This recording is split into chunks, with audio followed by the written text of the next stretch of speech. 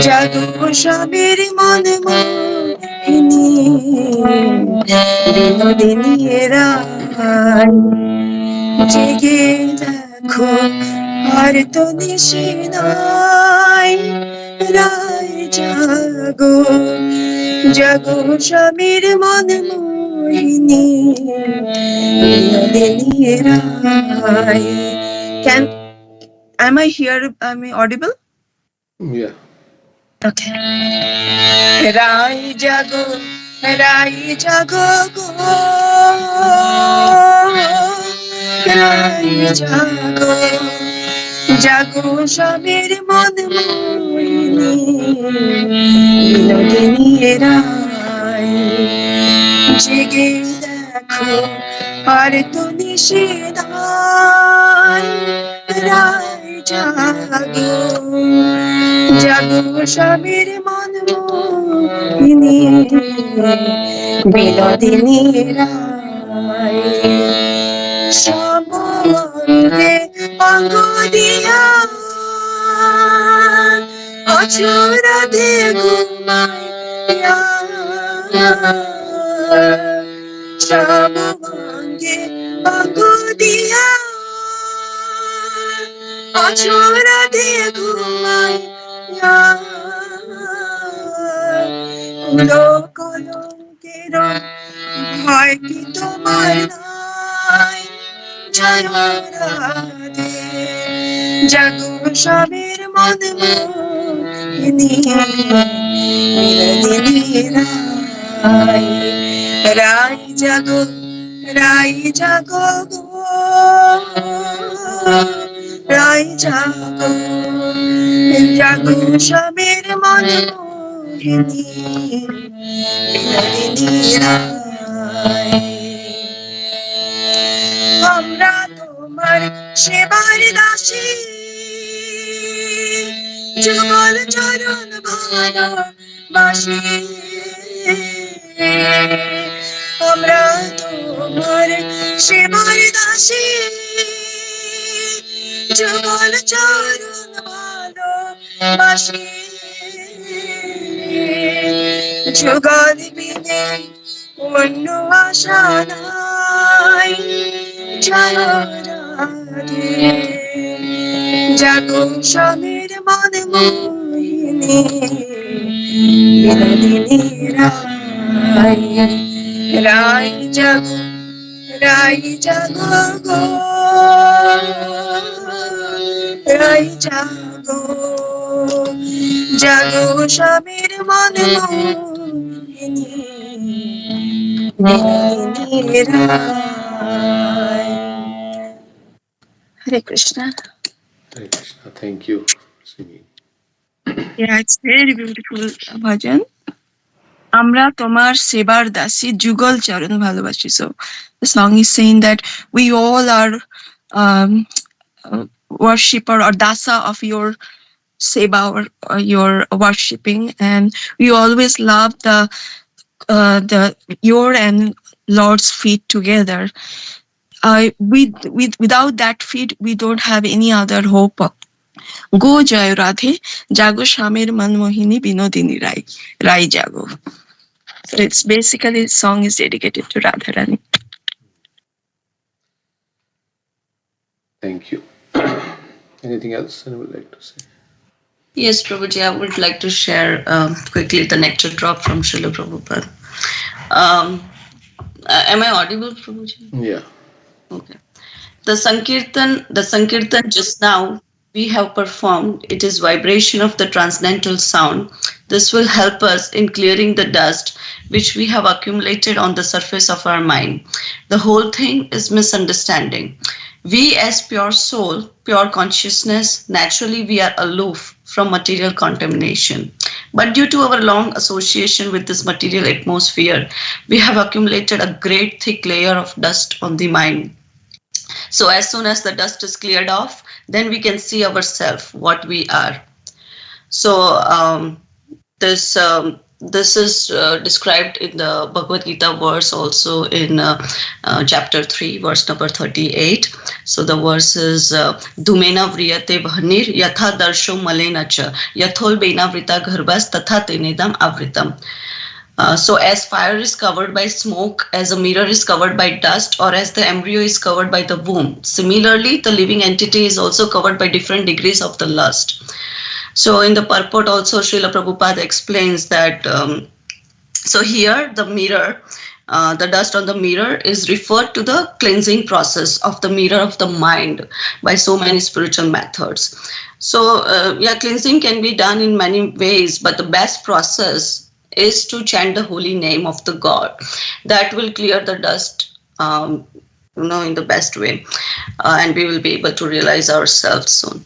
And other thing like the fire covered by smoke. So we all are suffering here under the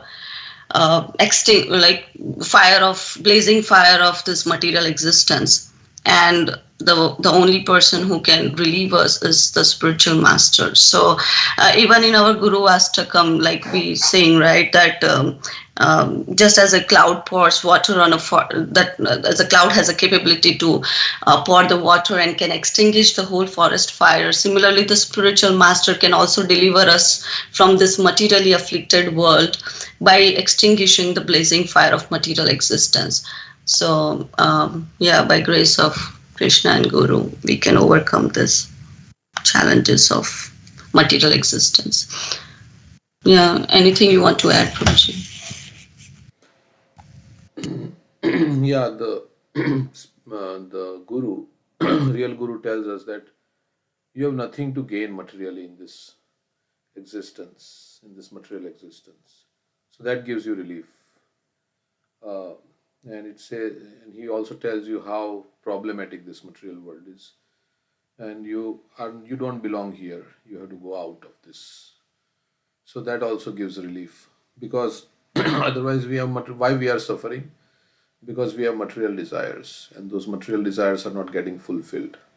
That's why we are suffering. But when we hear this philosophy that yes, these material desires are not your friends, but they are your enemy, and they keep you in the cycle of birth and death. So by giving up material desires, you will become peaceful and happy. So by hearing this again and again, then we will give up, and then we'll become Shanti. Krishna Bhakta Nishkama Deva Shanta. And then he is very peaceful. And Krishna says, without peace, how can there be happiness? Ashantasya kuto sukham, kuta sukham. How can there be happiness without peace? So all this agitation is due to the blazing fire of material desires. And when we hear this philosophy, and we are spirit soul, I don't belong here, I am not this body, I am not this mind also. So then it's a great relief. Then you get relief from the torment of the mind and the body. So then you can be peaceful and engage in Krishna's service and go back to God. So that's how I was thinking, how the knowledge gives us peace. Okay. Anything else? I can quickly recite the words. This is 15:19. Yo mam evam asammudho janati purushottamam sa sarvit bhajati mam sarvabhavena bharata. So this verse is saying that whoever knows me as supreme without any doubt is the knower of everything, and then he can engage oneself in full devotional service to me, O son of Bharata. So I was reading this purport, and in this purport, Srila Prabhupada was talking about there are many philosophical speculations and one cannot understand by the speculating the Lord. And I was reminding the other verse in Brahma's prayer, 10th canto, 14th chapter, I think 29th verse.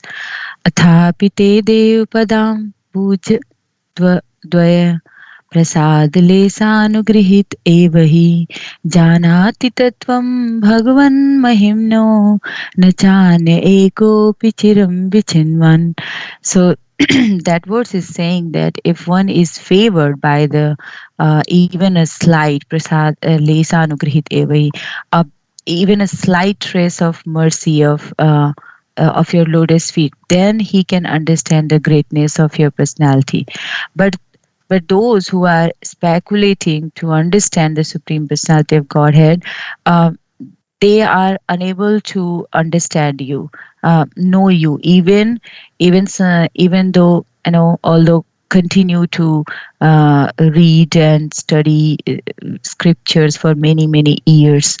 So yeah, without a doubt, of course, first thing I there is a faith. One should engage oneself in the devotional service, and fully convinced that yesterday we have memorized that verse, that fully convinced that Lord is, but there is a mercy of the Lord. Then only we can understand the Lord. Without His mercy, nobody can understand the Lord. Thank you, Prabhuji. Hare Krishna. Yes. So Prabhupada says, believe. When I say you're not this body, then you believe that you're not that body. You're the soul. So believe that Krishna is the Supreme Personality of Godhead. So whatever the Acharyas say, we just put our faith in that and believe it as true. Then otherwise what our mind will tell us, that we'll believe. Something we have to believe. So believe what Krishna is saying in Bhagavad Gita. Okay. I was thinking of the word here, right? Like this in 10.7, the word uses avikalpena. No vikalp, right? That means no other alternative. The problem is when we have other choices, that's when we don't take it seriously. But when we don't have any other choice, and this is it, then we'll take it. We'll accept the path. The choice is not to surrender to Krishna, right? That's the choice. So the choice is not to surrender. I mean, you mean to say the vikalp is like not to the alternative. The alternative is either you surrender or you don't surrender. That's two choices, right? Yeah, and then automatically we'll then surrender to Maya. Correct. So you have to surrender to Krishna, but indirectly through Maya. Yeah. So, yeah, we are all not surrendered souls. So we are here in this material world. now we are trying to surrender, surrender to Krishna again. So, okay. All the criminals who are not surrendered to government's law are in the prison. So, of course, surrender is not like, it is for our good only. It is not like some forced surrender where one is tortured after surrendering. Okay. Yeah. And the prison house is only a small portion of a city. It's not a major portion of the city. So we have so much more to experience, but we are now in this little prison house and we think this is it. We haven't seen anything beyond it. Yeah, like you spend your whole life in the cave. Then somebody says, oh, there is life outside the cave. You say, no, my cave is very good. I like my cave. So I know only my cave, or that frog in the well, Prabhupada says. So they say, okay, there is whole spiritual world. Then we say, no, I know only my well. That's only what I know. But of course, yeah, we have not experienced it like with our eyes and things like that. But seeing is not believing. And seeing, Prabhupada says, why you are putting so much emphasis on seeing? You hear. Hearing is also another sense, like eyes. Ears are another sense. So you hear and you will get experience of the spiritual world. So. And Srila Prabhupada talks about Dr. Frog, right? He says Dr. Frog thinks he's very intelligent, and he says if you ask him how big is the ocean, he'll say, oh, well, maybe about 10 feet wide, right? And that's what the scientists do. That's what materialists do. and we become bewildered hearing that. So Prabhupada says it's a gamble, right? Because we also don't know. He said, just accept it. It's a gamble. Devotees are also gambling their life because they don't know when they surrender to Krishna what will happen next and how their life will go. So you just have faith, and he said in one like that. So devotees are gamblers because you surrender to Krishna and with the faith that Krishna will take care of you. And yeah, you don't know how it's going to. Okay, so anything else? Yes, true. I have the next song in the series, Pratana series of Narottam Das Japa. Okay, 1 minute, let me put this here. This is Nitai Pada Kamala. Okay, nice song. Nitai Pada Kamala Koti Chandra Shushitala Jechai Jagat Jurai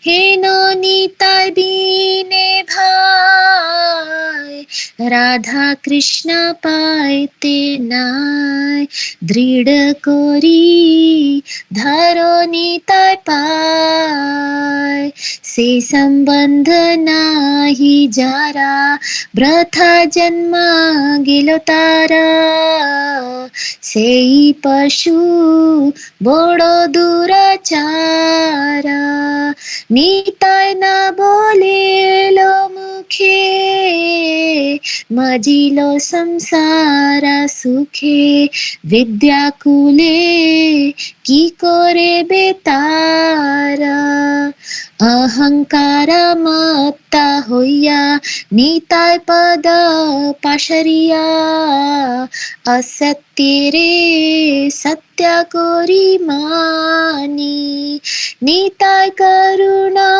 habe Braje Radha Krishna pabe Dharo Nitai charan dukhani Nitai charan satya Tahar sevak nitya Nitai pada sada karo asha Narottama bodo dukhi Nitai moro karo sukhi Rakho ranga charanira pasha Nitai pada kamala Koti chandra shushitala Jechai jagat jurai.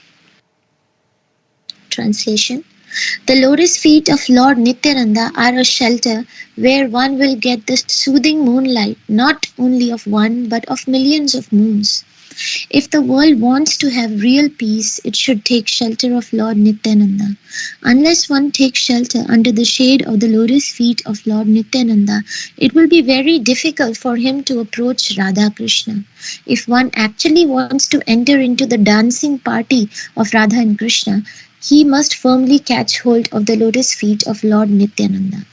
Anyone who has not established his relationship with Nityananda Prabhu is understood to have spoiled his valuable human birth.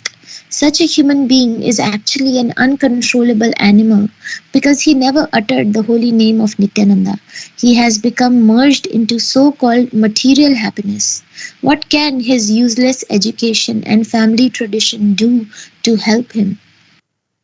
Being maddened after false prestige and identification with the body, one is thinking, oh, what is Nityananda? What can he do for me? I don't care. The result is that he is accepting something false to be truth. If you actually want to approach the association of Radha Krishna, you must first achieve the mercy of Lord Nityananda. When he is merciful towards you, then you will be able to approach Radha Krishna. Therefore, you should firmly grasp the lotus feet of Lord Nityananda. The lotus feet of Nityananda are not illusion, they are a fact. One who engages in the transcendental loving service of Nityananda is also transcendental. always try to catch the lotus feet of Lord Nityananda. This Narottam Das is very unhappy. Therefore, I am praying to Lord Nityananda to make me happy. My dear Lord, please keep me close to your lotus feet. Yeah. So Lord Nityananda is always happy. Nitya Ananda. He's always happy serving Krishna, serving Chaitanya Mahaprabhu. So, if we, and then, we cannot approach Radha and Krishna without surrendering to Lord Nityananda. We cannot enter into the dancing party of Radha Krishna. So the goal of life, as Prabhupada says, is to dance with Krishna, to eat with Krishna, to play with Krishna, right? So we cannot approach Chaitanya Mahaprabhu until we approach Nityananda Prabhu, and we cannot approach Radha and Krishna until we go through Chaitanya Mahaprabhu. So it's a path, starting with Lord Nityananda, who is represented as Guru in the material world. Guru represents Lord Nityananda. So surrendering to Lord Nityananda, unless otherwise we are just an animal, and we are considering something that is untrue to be asat to be true. This material, happiness, and considering our body to be ourselves. So that's something that's not true. So yeah, and we can surrender to Lord Nityananda by following the instructions of the Guru. And as Prabhupada says, you follow the 4 regulative principles and you chant at least of 16 rounds, then you can go back home, back to Godhead. So we can follow the instructions of the spiritual master. Yes, Prabhupada. I'd like to add something. Yeah, nice. So Balram, Nityananda Prabhu is Balram, and Balram, of course, we think he is a friend of Krishna, but he also serves Krishna in the Madhurya Ras, right? How? By Ananga Manjari. So even if you want Madhurya Ras, or to assist the gopis in Madhurya Ras, Balram expands as Ananga Manjari, the younger sister of Srimati Radharani. So he can give you whatever you want, whatever desires you have to serve Krishna, he can engage you. So because he serves Krishna he is called the what Bhagwan? Sevak Bhagwan. Sevak Bhagwan.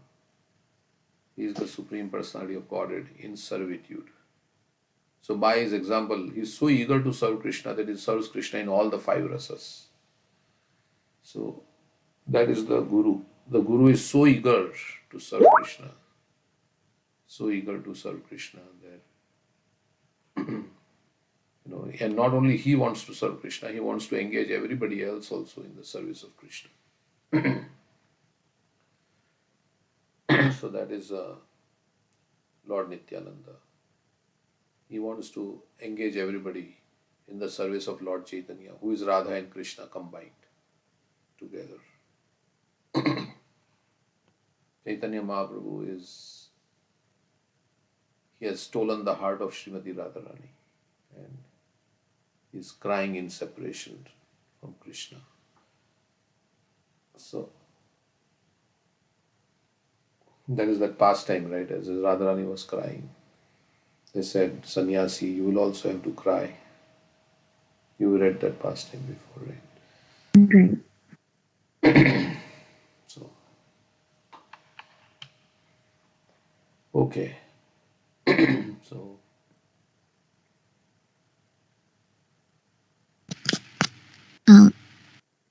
Do you want to read one pastime from the Radharani book? I'm pasting the book, screenshots if you want to read. Radha Krishna Punarmilan. Okay. What? Should I read or who wants to read? You can read. Once in Dwarka, an Ashwamedh Yagna was being arranged. Before commencing the Yagna, one opulently decorated horse was released to travel the world. So that's how they do in Ashwamedh Yagna. That horse goes around and then, okay.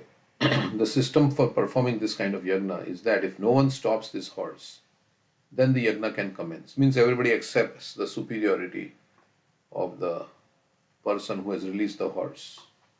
If not, then they would have to fight. If anyone stops the horse, then the Yadavas would challenge that person to a fight and bring the horse back.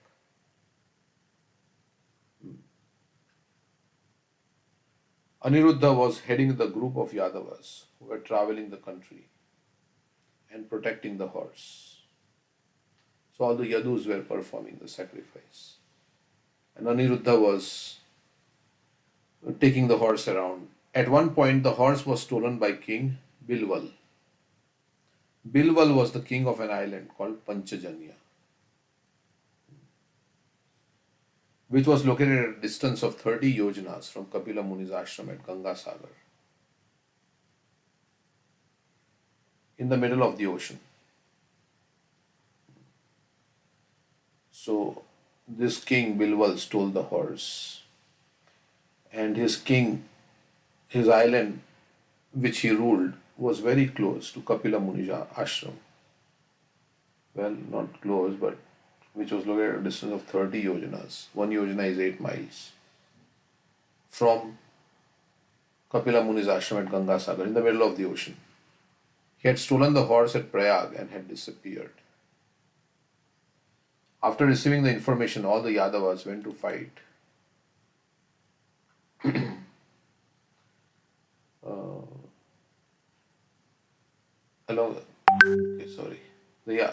After receiving the information from all the Yadavas went to fight with King Bilwal because he stopped the horse, so they went to fight.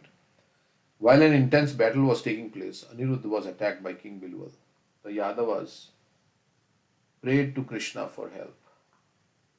So Aniruddha was trying to retrieve the horse back. At that time, Bilwal attacked and they prayed to Krishna. Then Sri Krishna arrived there to protect all the Yadavas. After releasing the horse from the hand of Bilwal, Lord Krishna, along with all his sons and grandsons, marched towards the west. So they got the horse back. When other kings heard that even Bilwal had been defeated, they did not dare to stop the horse. So he must have been a very powerful king. And if he was defeated, then what is our chance? In this way, the Yadavas reached Rajmandal after 1 month. Oh, so they went to Vrindavan with the horse. After crossing the river Yamuna, the horse went to see Vrindavan and took rest under a tamal tree. When the cowherd boys of Vrindavan saw this horse in their pastures, they came near the horse out of curiosity. The horse was resting under a tamal tree. Tamal tree represents Krishna and Kadamba tree represents Radharani. Because it is yellow flowers, tamal trees. So he was resting, and then cowherd boys who were maybe in the fields, they saw the horse. The head of all the cowherd boys was Sudama. He bound the horse with a rope, which he used for tying the cows, and brought the horse to Nanda Maharaj to see if he could identify it. Okay, so they took it to Nanda Maharaj. Nanda Maharaj took the victory letter from the head of the horse, and when he read it, he was in great ecstasy. He said, "This horse belongs to King Ugrasen. The protector of this horse is my great-grandson, Aniruddha." So Krishna's son. Krishna's son's son. So Nanda Maharaj is thinking Krishna is my son. And he's saying, this protector of this great-grandson is Aniruddha. Or is it saying, he said, okay, I don't know if Nanda Maharaj is saying or is what the letter is saying. Okay, let's see. I should stop this horse and keep it with me. Then Aniruddha, who looks like Krishna, will come here. Thus I will have the opportunity to see him. Nanda Maharaj says, okay, if I stop the horse, Aniruddha will come. Nanda Maharaj left his palace along with the Gopas.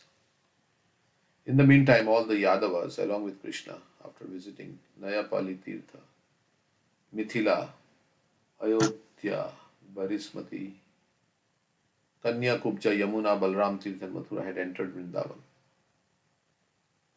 So everybody came with Krishna. Nanda Nandan Krishna, while sitting on the chariot with the Yadavas, having darshan of Nandagram, saw his father and all the Gopas.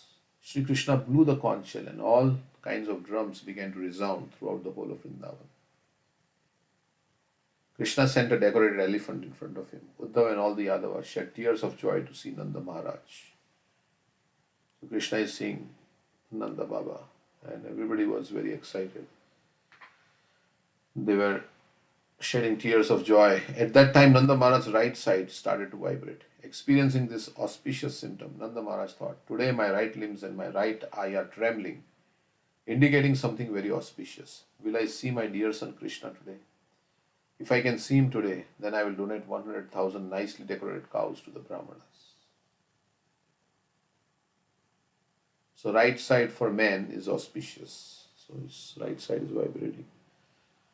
Thinking maybe Krishna will I be able to see my son? He is in separation also. He is in Vatsalya Bhav. While Nanda Maharaj was thinking like this, he received a message from the Vrajvasis about the arrival of Krishna. He started to cry, shouting in a choked voice, Ha Krishna, Ha Krishna. He was running in all directions, searching for Krishna. He cried, Krishna, where have you gone? Can't you see your father, who is always staying here in great distress and separation from you? When Krishna, who is very dear to his father, saw Nanda Maharaj in this situation, immediately he got down from the chariot and fell at the lotus feet of his father. Nanda Maharaj, so this is like Krishna coming back from Dwarka. Nanda Maharaj picked up his dear son from the ground and embraced him, bathing him in tears of ecstasy. Krishna was also shedding tears. When he saw all the Gopas, he went to them and embraced all of them while shedding tears of love for all of them. Oh, who can explain the greatness of the devotees in this world? Krishna was also embracing everybody, crying like Gopakumar. After such a long time apart, in meeting neither Krishna, Nanda Maharaj, the Gopas or the Yadavas could speak. Krishna, with eyes full of tears and his voice choked with emotion, pacified the Gopas. Krishna was the beautiful youthful boy who had left for Mathura. He was blue like the fresh dark rain clouds, beautiful like a small boy in his Kishore age. He left at 10 years and some, I think Jiva Goswami gives the 10 years and 4 months or something like that. He left Vrindavan. So he was in his Kishore age. Beautiful like the full moon of spring, more effulgent than millions of Kandalpas. The beauty of Krishna's eyes defeated the morning lotus during the spring season.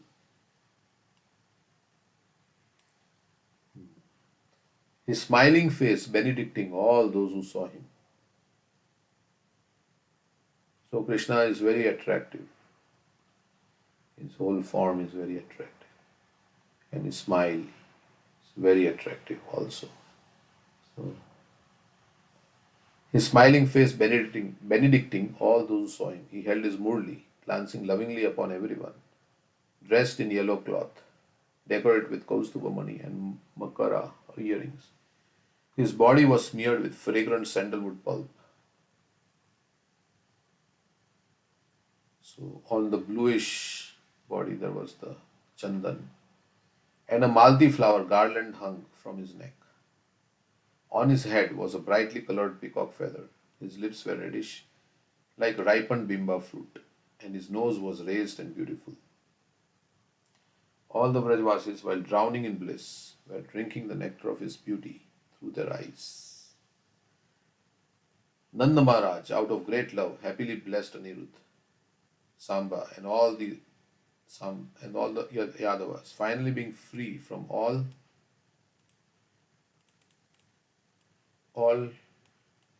distress, Nanda Maharaj entered his palace with Krishna and the Yadavas. When Krishna saw his dear mother Yashoda standing at the door, with tears in her eyes, Lord Krishna also started to cry and offered his prostrated obeisances to his most beloved mother. Yashoda Devi picked up her most beloved son, who is more dear to her than her life, and blessing him, placed him on her lap. All the Vrajvasis exchanged talks with Krishna about their well-being. So he must have been grown up, but Yashoda is still putting him on her lap.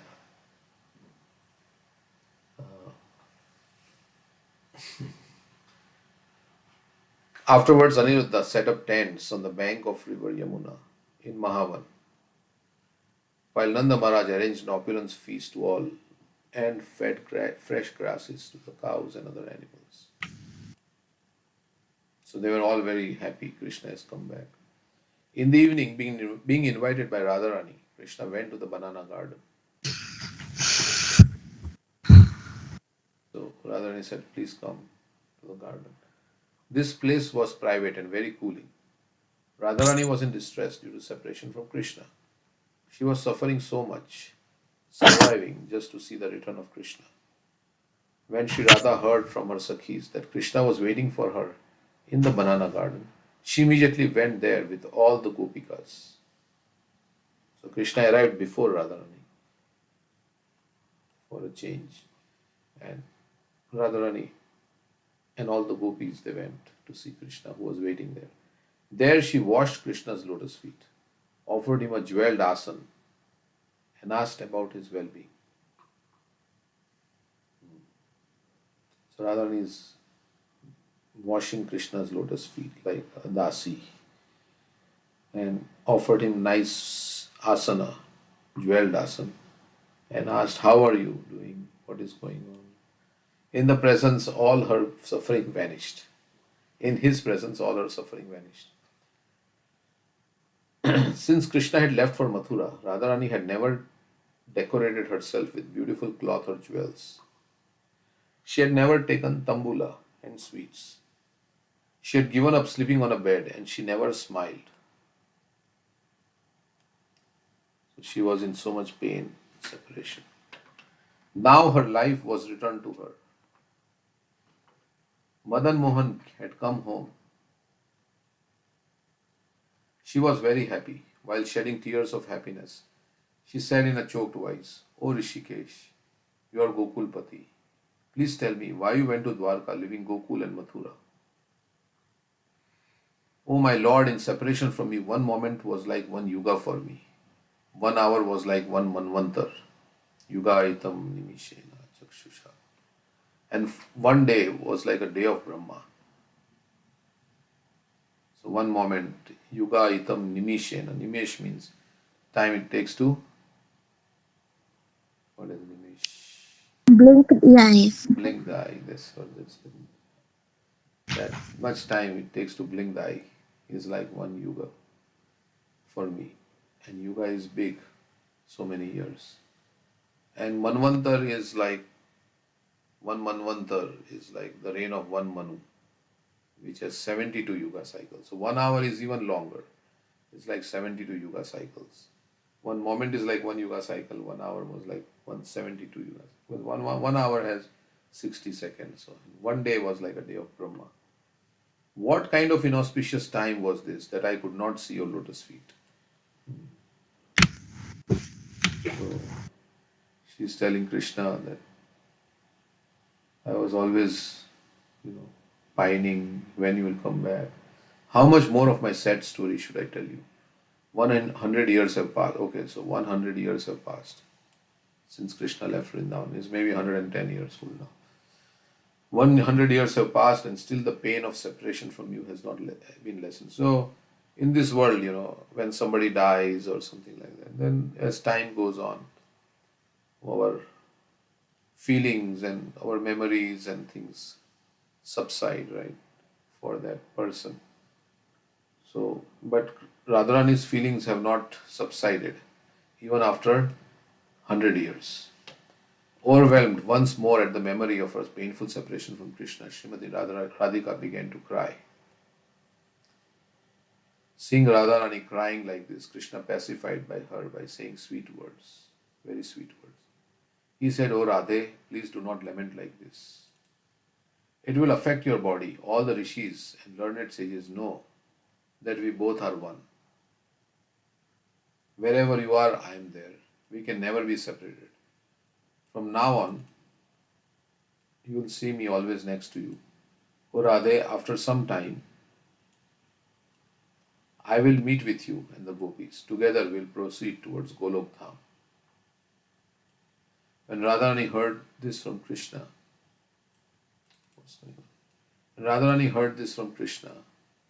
okay,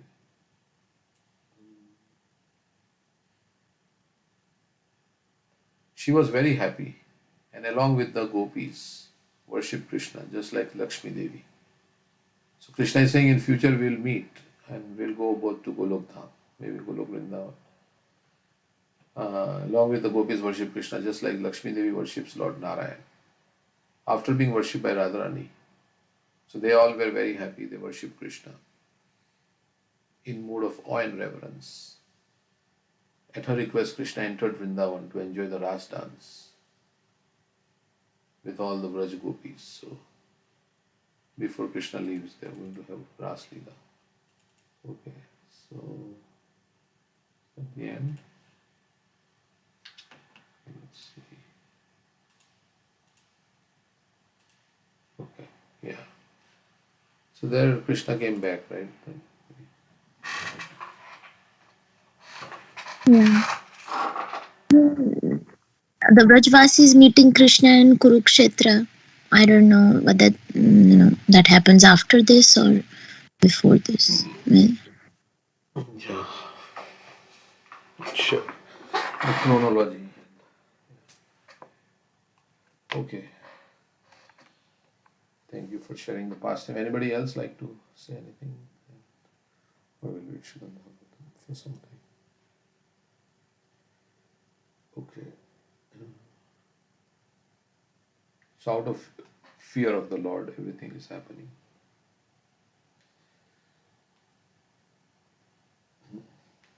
Nabho dadati svashatam padam yan niyamad ata lokam swadeham tanute mahan saptabhiravritam.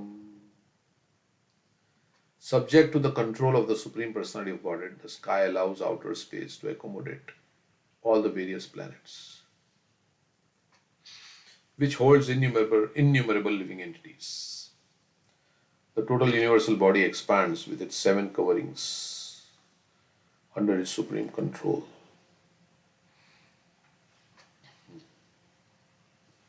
So Krishna is accommodating everybody, all the planets in which all the innumerable living entities are there in the sky. It is understood from this verse that all planets in outer space are floating and they all hold living entities. The word Swashatam means those who breathe or the living entities. In order to accommodate them, there are innumerable planets. So there are so many planets. We'd like to welcome Akash. Akash Jadhav, where are you from? You would like to give some intro, if you're hearing. Yeah, you're muted now. Now you're unmuted. Yeah. Hare Krishna. Yeah, where are you from? Hare Krishna, Prabhuji. Thank you for allowing me to join this. So, Prabhuji, I came from Pune, basically. So, I'm here in Indianapolis for job purpose. And I just came like a couple of weeks back, like last Saturday. So I'll be here for a year or so. Yes. So yes, Prabhuji. And how did you hear about the call? Sorry, Prabhuji. How did you hear about this call that we have? So in Pune, while I was like doing my college, my bachelor's, that time I got connected to ISKCON through the youth preaching, and so there I was connected to ISKCON NVCC temple, and I was also staying in a youth center and practicing there. Yeah, and through some devotees, I got contact of devotees here in Indianapolis. So, and yeah, that's how I got introduced. Sham Karuna Mataji. Yeah, Sham Karuna Mataji. She's holding the fort in Indianapolis. She's there. Yeah. Okay, so there are a lot of devotees there. Pandit Srivas Prabhu is there. Okay, welcome to the call. So you be associated with Radhe Shyam Prabhu, that Pune temple, right? Yes, Prabhuji. Okay. Prabhu came here recently. Yeah. Okay.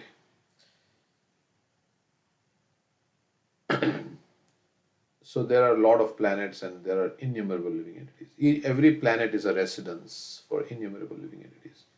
And the necessary space is provided in the sky by the supreme order of the Lord. It is also stated here that the total universal body is increasing. It is covered by 7 layers and there are 5 elements within the universe. So the total elements and layers cover the outside of the universal body. So each layer is 10 times thicker than the other layer. So here Prabhupada says, first layer is of earth and it is 10 times greater in size than the space within the universe. The second layer is water and that is 10 times greater than the earthly layer. The third covering is fire, earth, water, fire, air, ether, like that, which is 10 times greater than the water covering. In this way, each layer. Okay, so this is what the next verse. Out of the fear of the Supreme Personality of Godhead, the directing demigods in charge of the modes of material nature carry out the functions of creation, maintenance, and destruction. Everything animate and inanimate within this material world is under their control. So Krishna has his agents, and they take care of the affairs of the material nature under Krishna's direction. The 3 modes of material nature, namely goodness, passion, and ignorance, are under the control of these 3 deities, Brahma, Vishnu, and Lord Shiva. Lord Vishnu is in charge of mode of goodness, Lord Brahma is in charge of mode of passion, and Lord Shiva is in charge of mode of ignorance. Similarly, there are many other demigods in charge of the air department, the water department, the cloud department, etc. Just as the government has many different departments, so within this material world, the government of the Supreme Lord has many departments, and all these departments function in proper order out of fear of the Supreme Personality of Godhead. Demigods are undoubtedly controlling all matter, animate and inanimate within the universe, but above them is the Supreme Controller. Above them, the Supreme Controller is the Personality of Godhead.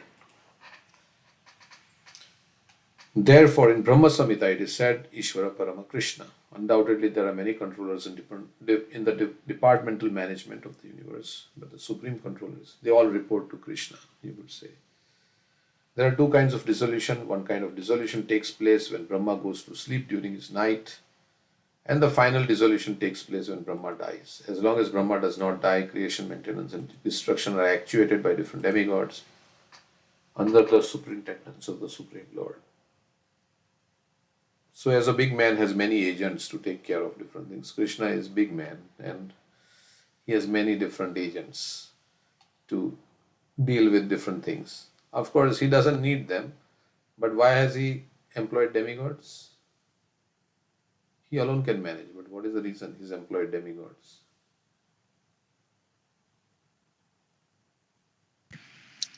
To give them a chance. To engage them in his service. Yeah, that is there, and they have desires to control. So the living entities, the demigods are not pure devotees. Most of them, they are jivas who are devotees of the Lord, but they have material desires to control and lord it over material nature. So Krishna has given them that facility. Although Krishna himself can do the task, but Krishna, when sometimes it is said that when nobody is there, then what happens? Krishna performs that. He becomes Brahma. He becomes Brahma, and nobody is qualified like that. Okay, so Brahma means you have to become Brahma, you have to, something is there, right? You have to observe Varnashram principles for 1,000 lifetimes, something like that, very strictly. Then you can become Brahma or something like that. There is some. So, no, it's very difficult. But of course, when the living entity falls, he gets the position of Brahma. We were Brahma one time. Brahma Bhuvana Loka. That's why Krishna is saying from Brahma Lok down to the. We were in Brahma Lok one time. Maybe then we came down to Columbus, Ohio, like that. Then from hellish planets. Yeah, you want to read that? A person who executes his occupational duty properly for 100 births becomes qualified to occupy the post of Brahma. And if he becomes qualified, he can approach Lord Shiva. A person who is directly surrendered to Lord Krishna in unalloyed devotional service is immediately promoted to the spiritual planets. Lord Shiva and other demigods attain these planets after the destruction of this material world. So 100 births to do your duty properly. Hare Krishna Prabhuji, I have a question here. So yesterday, so in the pastime Brahma Vimohan Leela, we were somehow discussing that, and then how Brahma, because he wanted to atone for his offense, he wanted to take birth in a low. He wanted to have a low birth, and he comes back as Haridas Thakur. Now, in this context where you said that Brahma, when Brahma, sometimes the Lord Himself becomes Brahma, and also to think that Brahma is somebody who has not, he's not just an ordinary being. He has come from the navel of the Lord Himself. He received instructions from the Lord Himself. So, and yet he was bewildered. So the question is, does this happen in every single kalpa? And what happens when the Lord Himself comes as Brahma? How is it that He also gets bewildered?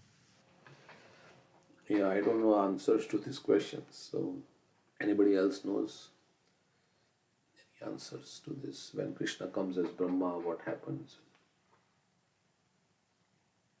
But Brahma also made that mistake of running after his own daughter, and so Prabhupada says that our Brahma is pure. That this is not our Brahma who made this mistake of testing Krishna and he developed pride, because our sampradaya starting from Brahma, he has to be a pure devotee with no faults. So this means that it doesn't happen. These pastimes don't happen in every kalpa or by every Brahma. so you are saying in Dwapara Yuga the Brahma came is not our Brahma? Is that what is said? Yeah, I mean, Prabhupada says our Brahma is pure. He didn't do these mistakes. I have heard it from the devotees, like the mistake of Brahma running after his daughter, or the mistake of Brahma testing Krishna. Mm-hmm.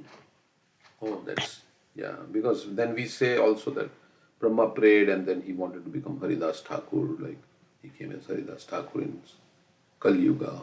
So if that was not the same Brahma, then this Haridas Thakur, not sure how that all ties together. But in our yoga, our Brahma is four-headed, right? And that's a description given in the four-headed Brahma who made this mistake. I mean, he got bewildered. So maybe you can shed more light. How this all ties up everything. And also, there's another thing about I have read this somewhere that when Brahma, because Brahma made that mistake, I cannot remember now if it's that him running after his daughter, or was it like him trying to test Krishna, that he comes as Haridas Thakur. I mean, he has to take birth in this material world, in the lower planets, and he chooses to come as Haridas Thakur. Yeah, that's what we are saying, that in Navadip Mahatmya is. Also, in one of the purport, it's mentioned that we take first birth as Brahma. Every jiva takes first birth as Brahma, and then by making mistakes, he falls down. And I can pull up that purport of Prabhupada that we all take birth as Brahma first. Hmm. We have read that. I remembered that. Okay. Yeah, we were discussing that before. Jiva, when it comes from the spiritual world.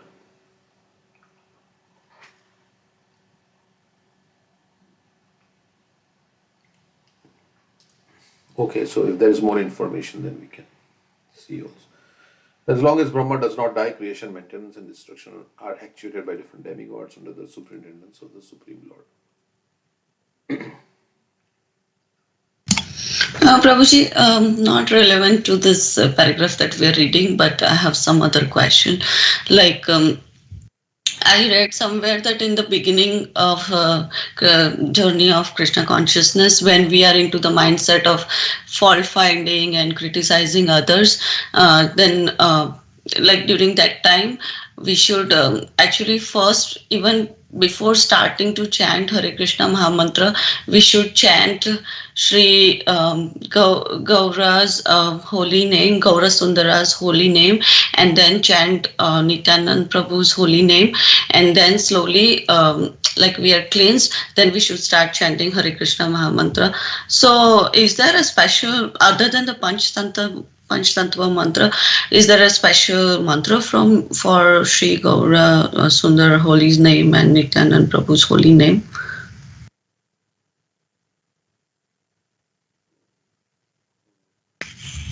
We chant Jai Shri Krishna Chaitanya. That's how that's the mantra. Yeah, that Panchtattva mantra is there, but I specifically read that Sri Gaura Sundar's holy name, so I thought, is there a special mantra? That is Chaitanya, which is Shri Krishna Chaitanya Prabhu Nityananda. I don't know if there is any other, but Prabhupada told us this, that we chant the Panchatattva mantra before we chant Hare Krishna. That is good enough. After every round, you can chant Jai Shri Krishna Chaitanya, or at the beginning of chanting, you can chant. However, that's how Prabhupada said. I don't know if any other information, if there is any more information, but this is what. So this purport, let's see, 924.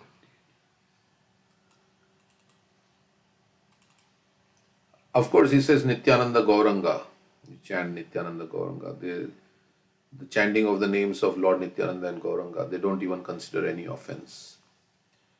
So, but he didn't tell us that you chant Nityananda Gauranga on the beats.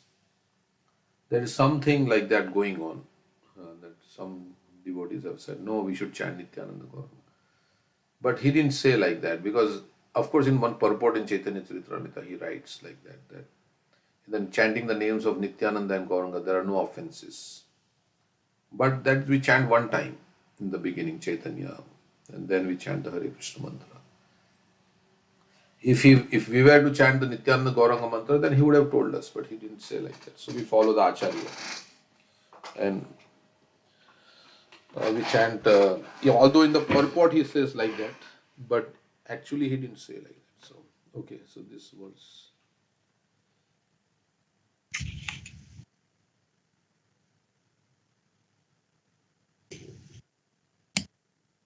This verse is saying that.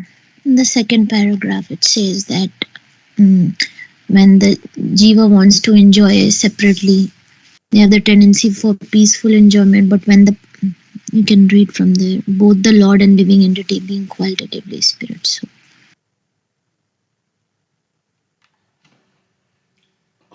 The real dharma is but the rebellious instead of second paragraph. In this way, the conditioned soul, both the Lord and the living entity are qualitatively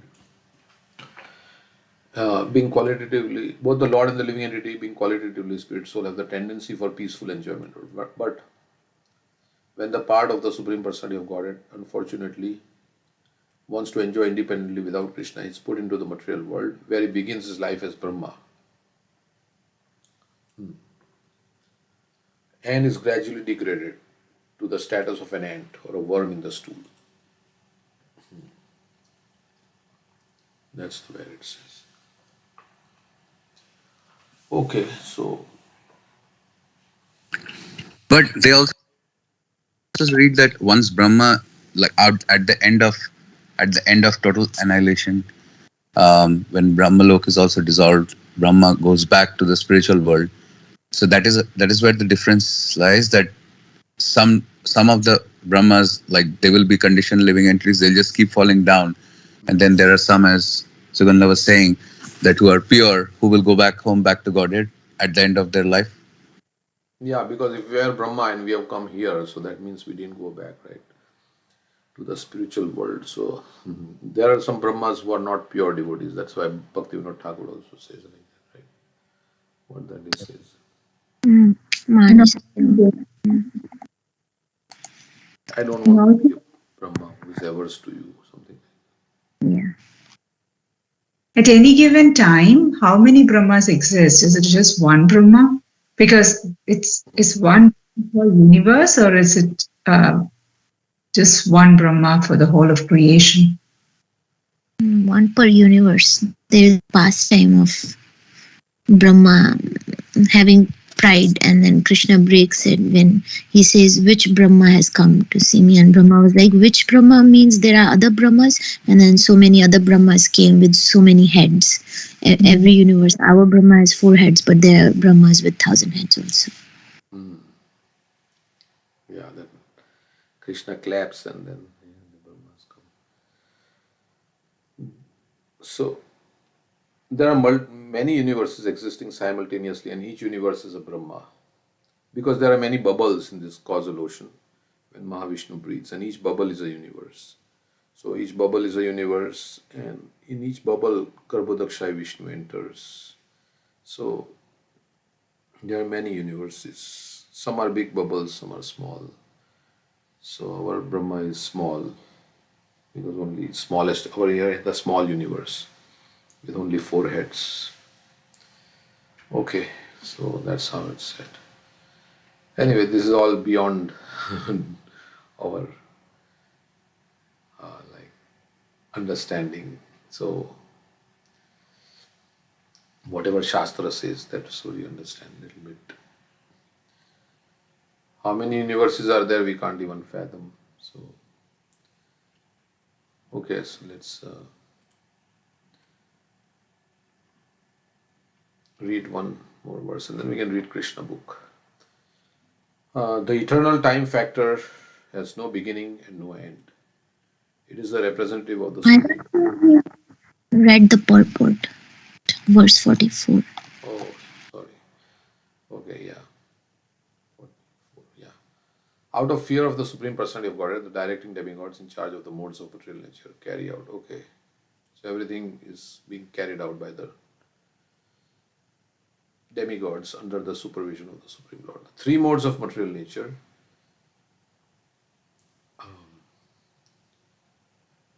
namely goodness, passion, and ignorance, are under the control of the 3 deities, Brahma, Vishnu, and Lord Shiva. Lord Vishnu is in charge of mode of goodness, Lord Brahma is in charge of mode of passion, Lord Shiva in the mode of ignorance. Similarly, there are many other demigods in charge of air department, water department, cloud department, etc. Just as the government has many different departments, so within this material world, the government of Supreme Lord has many departments, and all these departments function in proper order out of fear of the Supreme Personality of Godhead. Demigods are undoubtedly controlling all matter, animate and inanimate, within the universe, but above them, the Supreme Controller is the Personality of Godhead. Okay, demigods are undoubtedly controlling all matter and inanimate within the universe, but above them is the Supreme Controller, Supreme Personality of Godhead. Therefore, in Brahma Samhita it is said, Ishvara Parama Krishna. Undoubtedly, there are many controllers in the departmental management of this universe, but the Supreme Controller is Krishna. There are two kinds of dissolutions. One kind of dissolution takes place when Brahma goes to sleep during his night, and another dissolution, final dissolution, takes place when Brahma dies. Okay, so there is partial dissolution and there is full dissolution. As long as Brahma does not die, creation, maintenance, and destruction are actuated by different demigods under the superintendence of the Supreme Lord. Okay.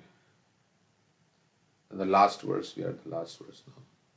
So ananto antak kara kalo kalo anadiradikrит avyaya janam janena janayan marayan mrityu nantakam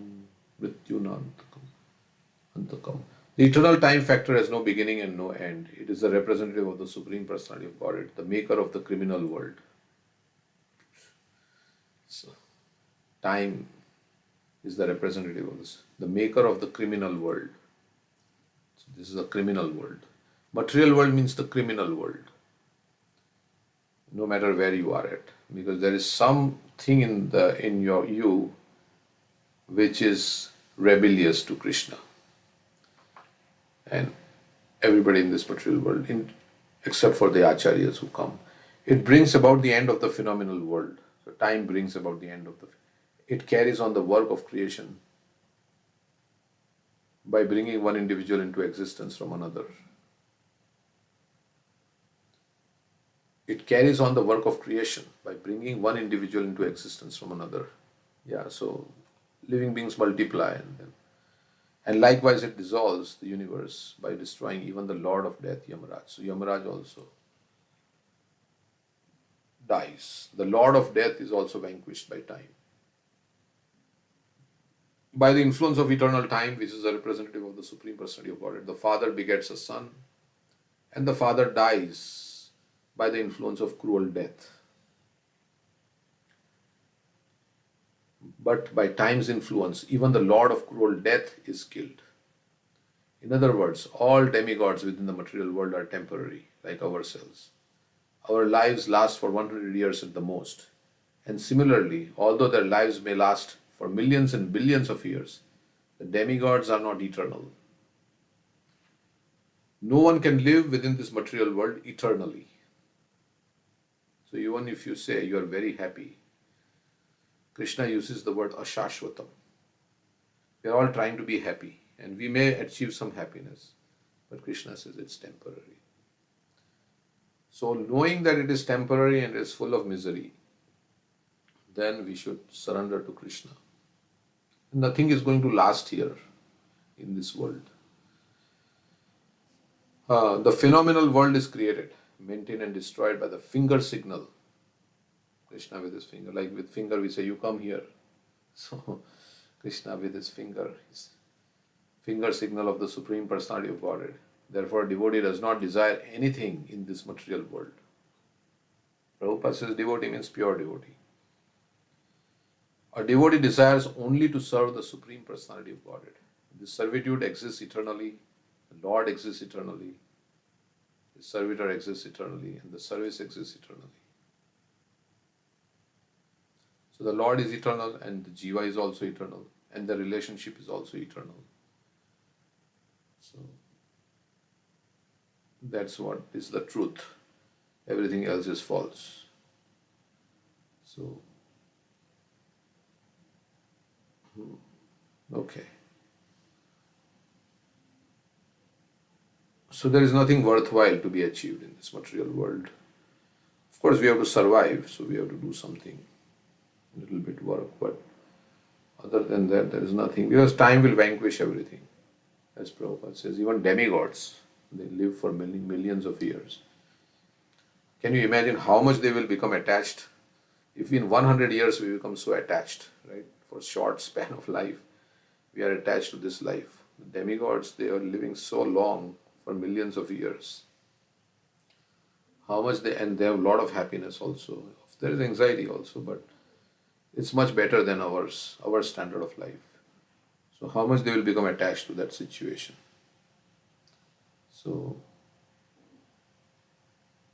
if the situation is nice, then you become attached to it and you don't want to leave it.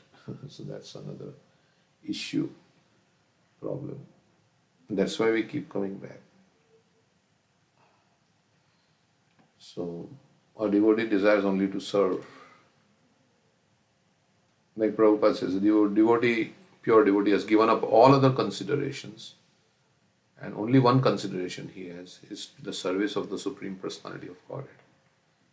So there are so many things to consider in this world, in our illusory state. We think, what about this, what about that? And the devotee, that's why Krishna is saying, give up all your mentally concocted desires, all the dharmas you have manufactured from your mind. Sarva dharman parityajya mamekam sharanam vraja. And just take one thing. Like we say in Gita Mahatmya, let there be one occupation for the whole world. Service of the Supreme Personality of God. Let there be one mantra, the Hare Krishna mantra. Let there be one scripture, the Bhagavad Gita. Let there be one God, Devki Nandan, for everybody. So that's okay.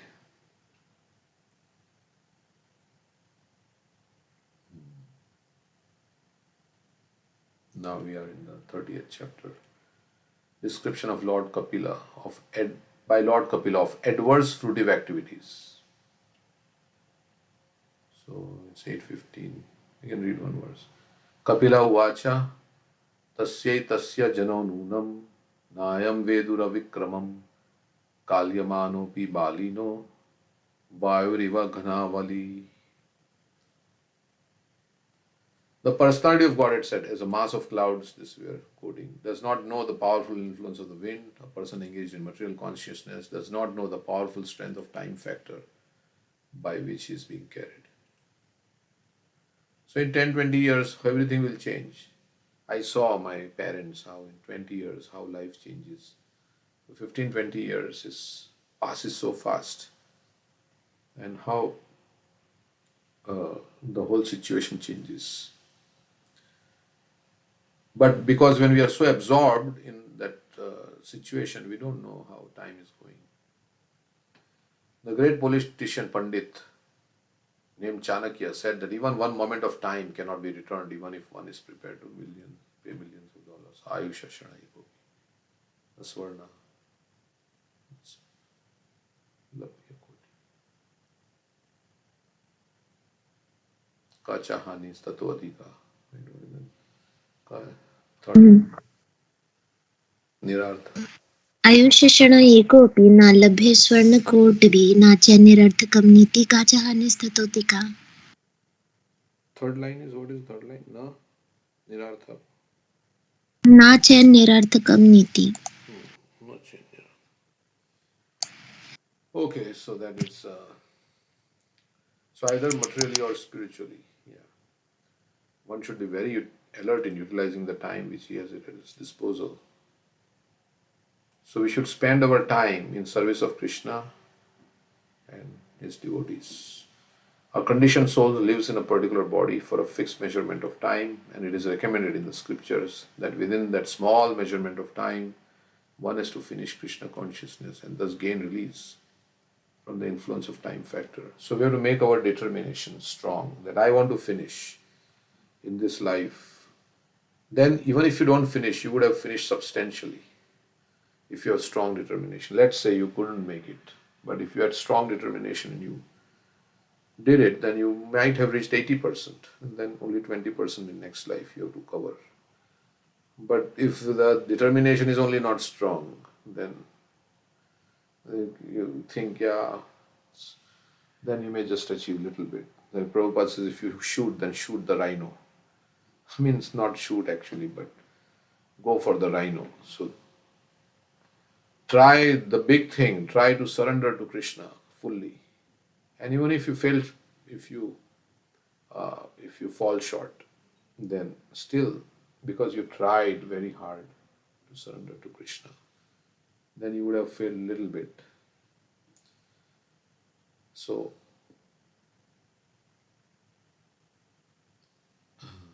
like that. So we can try only, and Krishna will decide ultimately whether we are fit to go back. But unfortunately, those who are not in Krishna consciousness are carried away by the strong power of time without their knowledge, as clouds are carried by the wind. So there is nothing so important in this material life that we are thinking is so important. But because time will vanquish everything, and anytime it can happen. It's not like we think I'm going to be 70 or 80 and then it will be vanquished. It can be vanquished any moment. Kamala dala jala jivana talamala. So many people our age have already died. So I can also be the next person. So thinking like that I have very little time left, and considering the urgency of the whole situation, we should fully engage in Krishna's service.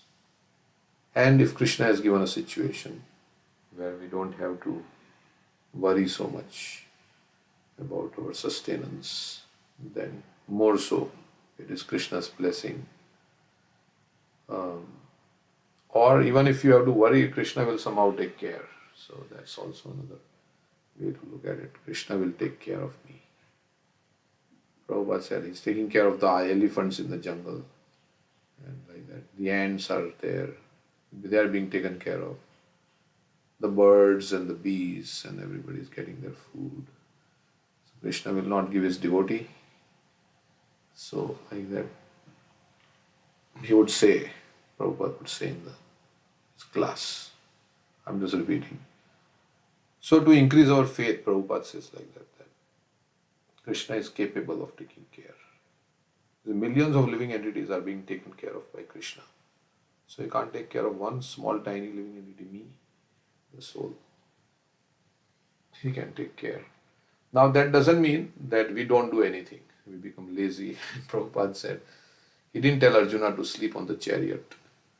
And Krishna said, I will do everything. You just sleep on the chariot. Not like that. So we have to do our bit. We have to try our thing to serve Krishna. But whatever it is, we try our best. And leave the rest. Yeah. Srila Prabhupada said that of the 8.4 million species, is the only one who has economic problems. The other living entities don't have economic crisis. Yeah, correct. Because they don't have this artificial arrangement of this stock market and all these things which can crash at any time. So, yeah, so I was seeing this morning a video of Bhakti Charu Maharaj. Can one achieve pure devotional service? Can one achieve pure devotional service? I mean, we know Lolium, it's talking about Lolium, so we know it. It's not like this. But it's only 50 seconds.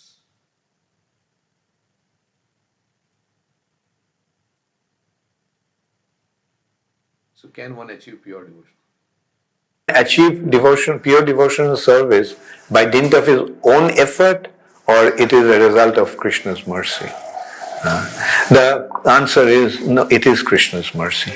But at the same time, devotee have to make endeavor. For example, like rain is showering and one is thirsty. He is in the middle of the rain. Will the rain quench his thirst? No. He'll simply have to cup his hands and take the water and drink it. So similarly, although this is being showered by Krishna, Chaitanya Mahaprabhu, we simply have to receive it. And this receiving aspect is called lolam, greed. We are hungry, so we need it. We have to get it.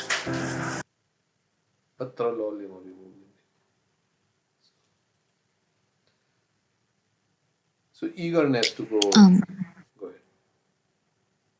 ahead. I was just remembering about this time, as Prabhupada is saying, wasting time.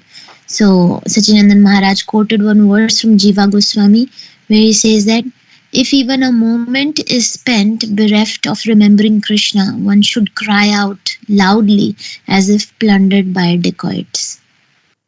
So, any time spent not remembering Krishna but thinking about other things, it's like you have been plundered by the dacoits. You should cry out very loudly. You lost a lot of wealth. So, Gaur Gopal Prabhu, I was hearing, I pasted this. He is saying that what if we were to wake up every day with $86,400 in our bank account? But imagine that there is a condition. We can only utilize that money until the end of the day, after which that amount is gone forever. Sadly, we can't carry it forward to the next day too. And then the next day we get another $86,400.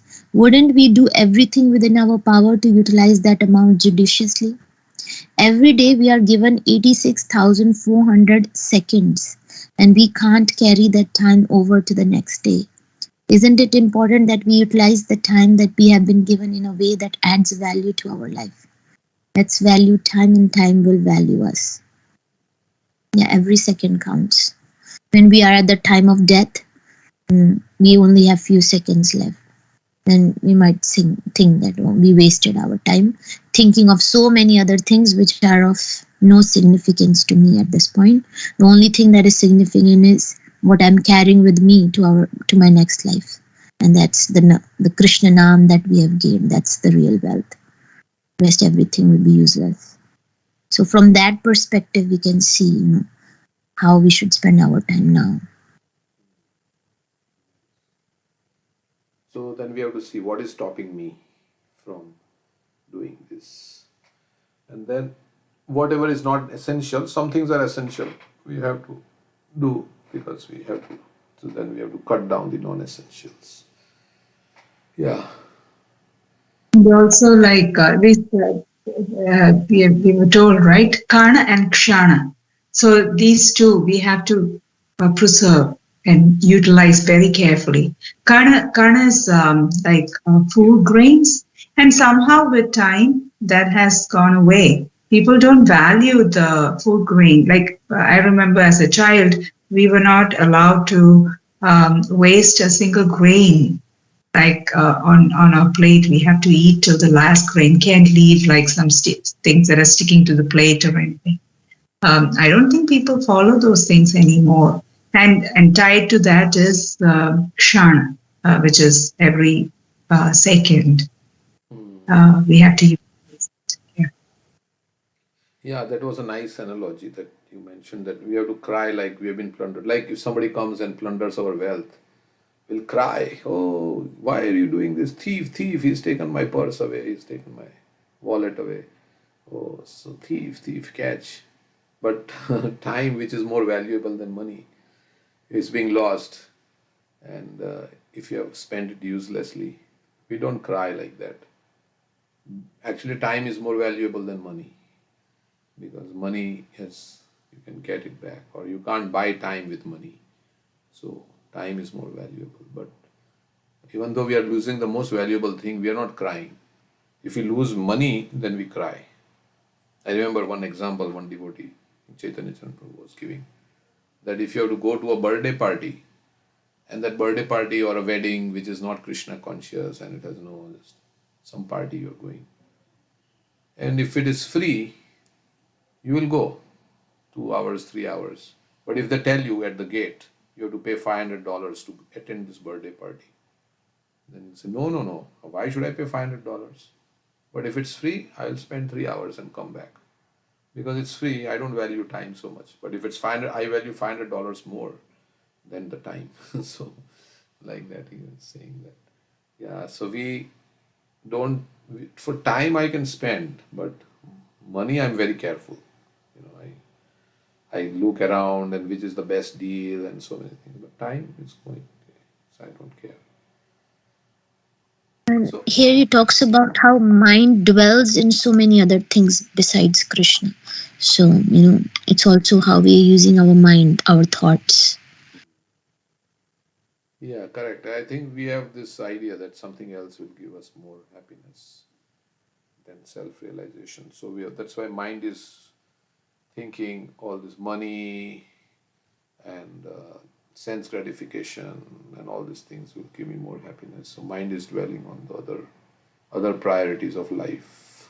Then we're not fully convinced internally that without Krishna I cannot be happy. So other things will not make me happy. Like we are like the child who wants the mother. You can put the child in other people's laps and other things, but until it comes back to the mother, the child will not stop crying, and mother embraces the child. So similarly, we want to be loving embrace of Krishna. Then we will be happy like that, or his pure devotees like that, so that we will feel completely happy and sheltered. Okay, so it's already 8:30. We can continue tomorrow. Any other comments before we end? So thank you very much for your association this morning and always. Thank you, Prabhuji. Thank you. Hare Krishna. Hare Krishna.